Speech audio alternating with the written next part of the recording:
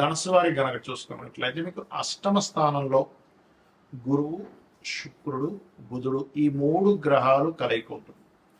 అష్టమ స్థానంలో ఎప్పుడైతే ఈ 3 గ్రహాలు కలుస్తాయో ఇది 2వ భావాన్ని, 12వ భావాన్ని, చతుర్థ భావాన్ని వీక్షిస్తుంది. 3 శుభగ్రహాలు అష్టమంలో కలవడము, అర్ధాష్టమ శని మీకు ఇప్పటికే నడుస్తుంది. అయితే అర్ధాష్టమ శని ప్రభావాన్ని కూడా గురువు దృష్టి వల్ల చాలా మటుకు మీకు తగ్గిపోతుంది. 3లో పరాక్రమ స్థానంలో రాహు ఉన్నాడు, మరియు మీకు 6వ స్థానంలో కుజుడు వెళ్తున్నాడు, మరియు అదేవిధంగా భాగ్యంలో కేతు, రవి సప్తమంలో ఉన్నాడు. మరి ఈ యొక్క గ్రహస్థితిని అనుసరించి మీకు ఎటువంటి ఫలితాలు రానున్నాయి, ఎటువంటి విషయాల పట్ల మీరు జాగ్రత్తగా ఉండాలి అనేటువంటి అంశాలు చెప్తుంది నేనైనప్పటికీ చెప్పిస్తుంది సాక్షాత్ లలిత అమ్మవారిగా భావిస్తూ ఆ లలితాంబిక అమ్మవారి యొక్క అనుగ్రహం మీకు పరిపూర్ణంగా కలగాలని మనస్ఫూర్తిగా కోరుకుంటూ కాస్త ఇప్పుడు ఎప్పుడైతే లగ్నాధిపతి అష్టమ స్థానంలో బుధ శుక్రులతో ఉన్నాడో కొన్ని రీసెర్చెస్ రిలేటెడ్ సంబంధించిన విషయంలో లేకపోతే ఎక్కడికో వెళ్ళడం ప్రయాణాలు కాస్త ఎక్కువగా జరుగుతూ ఉంటాయి.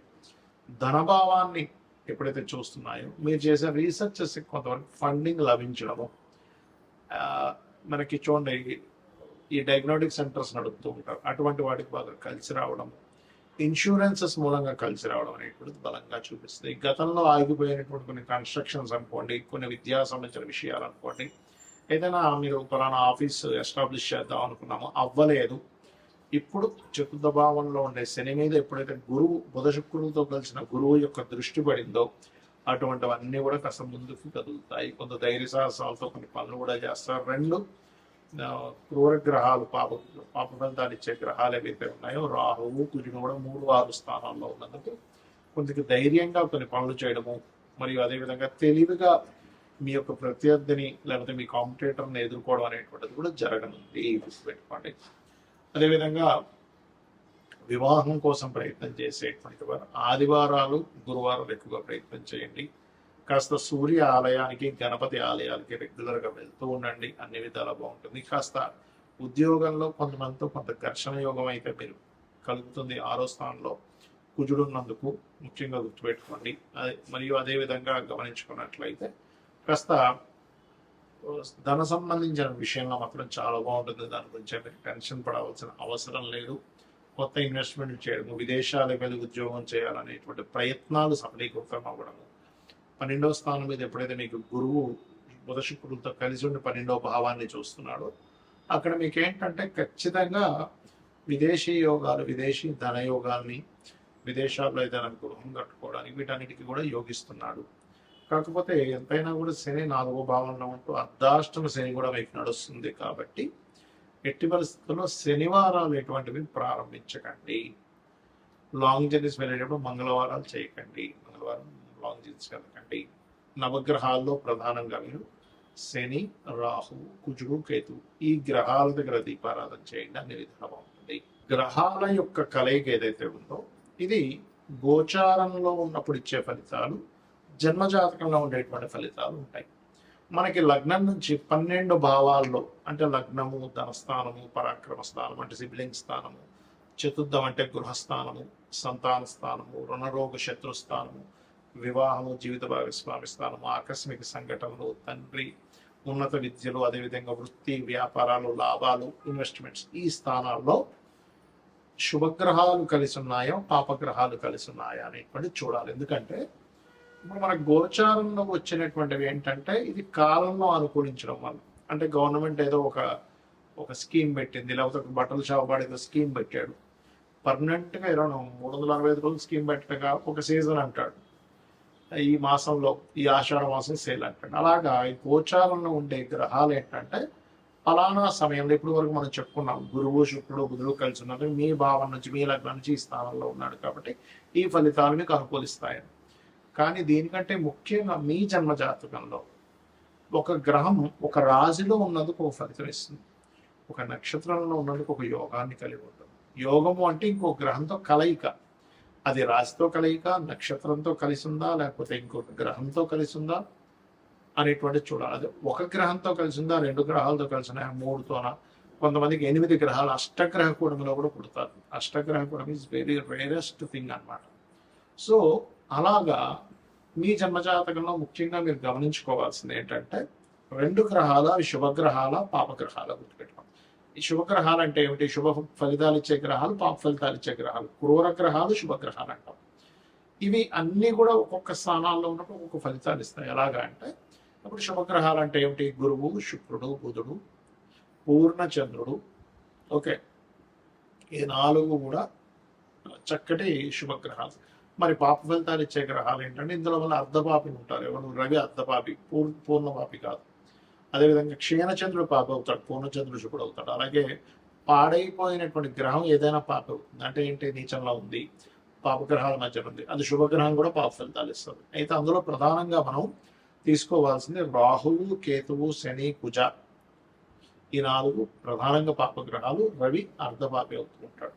సిచ్యువేషన్స్ బట్టి గ్రహాలు మారిపోతుంటాయి. అయితే ఇక్కడ మీరు అర్థం చేసుకోవాల్సింది, శుభగ్రహాలు మీకు కంప్లీట్గా మీ యొక్క లగ్నం నుంచి, లగ్నంలో కానీ, ధనస్థానం అంటే 2వ స్థానంలో కానీ, 4లో కానీ, 5లో కానీ, 7వ భావంలో కానీ, అదేవిధంగా మీకు లాభభావంలో కానీ శుభగ్రహాలు కలయిక మంచి ఫలితాలను ఇస్తుంది. గుర్తుపెట్టుకోండి. దీంతో పాటు పోర్ట్ఫోలియో కూడా చూడాలి. మరి క్రూర గ్రహాలు ఏమిటంటే ఇవి కూడా మంచి ఫలితాలు ఇస్తాయి. ఎక్కడ ఇస్తాయి చెప్తాను. 3వ భావంలో అంటే పరాక్రమం. మీకు ధైర్యంగా ఒక పని చేయాలంటే క్రూర గ్రహాలు కలయిక ఉండాలి. అంటే ఏమిటేమిటి? రవి కుజులు కావచ్చు, శని కుజులు కావచ్చు, అదేవిధంగా మనకి కుజుడు రాహువు కావచ్చు, కుజుడు రవి కావచ్చు. ఇలా ఇప్పుడు నేను చెప్పినటువంటి గ్రహాలు ఏవైతే రాహువు, కేతువు, కుజుడు, రవి అండ్ పాప ఫలితం, పాప సంబంధం కలిగిన గ్రహం, ఇవి ఏం చేస్తాయంటే వెరీ క్లియర్గా ఇవి మీకు 3లో ఉన్న, 6వ భావంలో ఉన్న, 3లో ఉంటే పరాక్రమాన్ని ఇస్తుంది, ధైర్యంగా ఒక స్టెప్ తీసుకోవడానికి ఇస్తుంది. 6వ భావంలో ఉంటే శత్రువు నిలబడలేడు మీ ముందు. గుర్తుపెట్టుకోండి.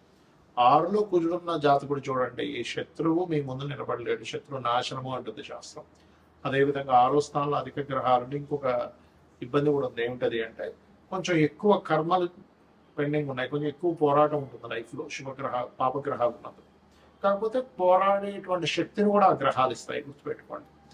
అలాగే దశమంలో కూడా పాపగ్రహాలు మంచిది. ఎందుకంటే దశమం కూడా కార్యం చేయడానికి ఉండేటువంటి ఫలితాన్ని ఇచ్చేటువంటి స్థానము. సో ఎప్పుడైతే దశమ స్థానంలో పాపగ్రహాలు ఉన్నాయో, క్రూర గ్రహాలు ఉన్నాయో, అది ఇచ్చేటువంటి రిజల్ట్ ఏమిటి అని చెప్పి చూసుకున్నట్లయితే ఖచ్చితంగా అది కూడా మంచి ఫలితాలను ఇస్తుంది. ఇచ్చి తీరుతున్నందులో ఎటువంటి సందేహం లేదు. అలాగే మరొక విషయం ఏంటంటే ఇక్కడ గమనించినట్లయితే ఇక్కడ మరి లాభంలో ఏంటంటే శుభగ్రహాలు, పాపగ్రహాలు రెండూ ఫలిస్తాయి. మరి 12వ స్థానంలో ఉండేటువంటి గ్రహాలు ఒకవేళ శుభగ్రహాలు ఉంటే, పాపగ్రహాలు ఉంటే ఏంటంటే అది కంఫర్ట్, విదేశాలకు వెళ్ళేటువంటి విషయం, ఇన్వెస్ట్మెంట్ చేసేటువంటి విషయం. అంటే 12వ స్థానంలో ఉండేటువంటి గ్రహాలు ఒక్కోసారి శుభగ్రహంతో, శుక్రుడితో చేసిన పాపగ్రహాలు అనుకోండి, అలవాట్లు కొంచెం వ్యసనాలు అలవాట్లు ఎక్కువ అవుతుంటాయి. అంటే వ్యసనాలని, ఇన్వెస్ట్మెంట్స్ని, అదేవిధంగా మీరు విదేశాలకు వెళ్ళేటువంటి అంశాన్ని 12వ భావం చెప్తుంది. కాబట్టి ఆ యొక్క విషయంలో జాగ్రత్తగా. మరి 2వ స్థానంలో శుభగ్రహాలు ఉన్నాయి, మంచి ధనవంతుడు అవుతాడు. కలయికి ఎక్కువ గ్రహాలు, శుభగ్రహాలు కలయి. పాపగ్రహాలు కలయిక ఉందనుకోండి, కుటుంబ సభ్యులతో ఎప్పుడు ఏదో ఒక పేచి, కుటుంబ సభ్యులు ఇతనికి సపోర్ట్ చేయకపోవడం, లేకపోతే ఇతను కుటుంబ సభ్యులతో కలవలేకపోవడం అనేటువంటిది జరుగుతూ ఉంటుంది. కాబట్టి ఎప్పుడూ కూడా శుభగ్రహాలు, పాపగ్రహాలు రెండూ మంచివే, కానీ అవి ఎక్కడ ఉంటే ఎటువంటిది అనేటువంటిది చూసుకోవాలి. ఎలా అంటే ఇప్పుడు చిన్న ఎగ్జాంపుల్ చెప్తానండి. మాకు మెడ ఉంది, మెడ దగ్గర మూవింగ్ అయ్యేటువంటి మజిల్ ఉండాలి. అంతేగాని స్టిఫ్గా ఈ చేయి దగ్గర ఉన్నట్టుగా స్టిఫ్గా ఉండేది ఉంటే ఇక్కడ పనికిరాదు. ఎందుకంటే ఎటు చూడలేము, తిరగలేము, మాట్లాడలేము, అటు ఇటు తిప్పలేము. అంటే ఇది మూవింగ్ అయ్యేలా ఉండాలి, అంతే కదా. కాళ్ళకి, మోకాళ్ళ దగ్గర మూవ్ అవ్వాలి, కానీ కింద కాళ్ళు, పై భాగం తొడ దగ్గర మూమెంట్ ఉండకూడదు. ఎందుకంటే అక్కడ ఉంటే మనిషి నిలబడలేడు. అంటే మన యొక్క శరీర భాగాలలో ఎక్కడ మీకు బెండ్ అవ్వాలి, ఎక్కడ బెండ్ అవ్వకూడదు అనేటువంటి సిస్టమ్ ఎలా అయితే భగవంతుడు క్రియేట్ చేశాడో, గ్రహాలు కూడా పరాక్రమం ఉండాలా వద్దంటే ఉండాలి. అప్పుడు 3వ గ్రహంలో పాపగ్రహాలు ఉండాలి. శత్రువుపై జయం ఉండాలా, లేదా కాంపిటేటివ్గా తీసుకోవాలా, లేదా కాంపిటీషన్గా ఫీల్ అవ్వాలా, లేదా అంటే 6వ భావంలో పాపగ్రహాలు ఉండాలి. అది చాలా మంచిది. మరి ఎటువంటి ఒడిదుడుకులు వస్తున్నా నేను కెరీర్లో నిలబడాలంటే దశమంలో పాపగ్రహాలు ఉండాలి. అయితే సహజంగా ఈ పాపగ్రహాలు 3, 6, 12 దశమ స్థానాల్లో ఉంటే చాలా మంచిది, లాభస్థానంలో ఉంటే కూడా మంచిదే. కానీ శుభగ్రహాల ప్లేస్లో శుభుడు, పాపగ్రహాల్లో ప్లేస్లో పాపలు ఉన్నప్పటికీ కూడా పోర్ట్ఫోలియోస్ అంటాయి. అంటే ఏమిటి? ఆ పాపగ్రహాలు మీకు అక్కడ మంచినిస్తుందా, లేకపోతే ఇబ్బందినిస్తుందా? అంటే ఎలాగా? ఆరులో పాపగ్రహాలు ఉన్నాయండి, కానీ అవి ఎప్పుడు ఏదో ఒక కోర్టు కేసుని గొడవలనే చూపిస్తుంది అనుకోండి, అది ఇంకా పెద్ద తలనొప్పి కదా. అందుకని మీరు ఏం చేయాలి, ఎక్కువగా మీకు గొడవలు అవుతున్నాయి, ఆరులో ఉండే పాపగ్రహాలకు సంబంధించిన దానం ఇవ్వండి. ఎందుకంటే పూర్వజన్మ కర్మస్థానాధిపతి ఆరో స్థానం, అంటే మీ డైలీ లైఫ్ ఎలా ఉంటుందని చెప్పేది ఆరో భావము. గొడవలు అవుతున్నాయి, అప్పులు అవుతున్నాయి, ఎప్పుడు ఏదో ఒక ఘర్షణ ఉంటుంది నా లైఫ్లో అన్నప్పుడు మీ లగ్నం నుంచి, అంటే మీది మేషం నుంచి మీనం వరకు ఏ లగ్నమో తెలుసుకొని అక్కడి నుంచి ఆరో స్థానంలో ఉండే గ్రహాలకు దానం ఇవ్వండి.